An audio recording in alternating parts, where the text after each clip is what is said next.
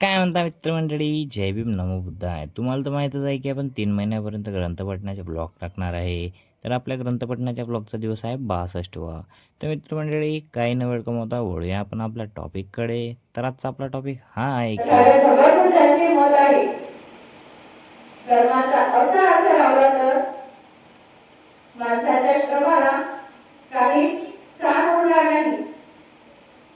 सर्व काही गतजन्मीच्या म्हणजे मागच्या जन्माच्या कर्माने पूर्वनियोजन केल्यासारखे होईल.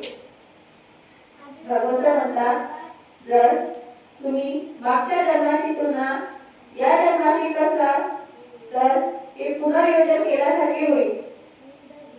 हा विस्तृत कर्म सिद्धांत बौद्ध प्रणितात आहे. असा अनेक वेळा तथागत भगवान बुद्धांवर आरोप करण्यात येतो, परंतु तथागत भगवान बुद्ध खरोखरच हा सिद्धांत मानित होते काय? या सिद्धांताची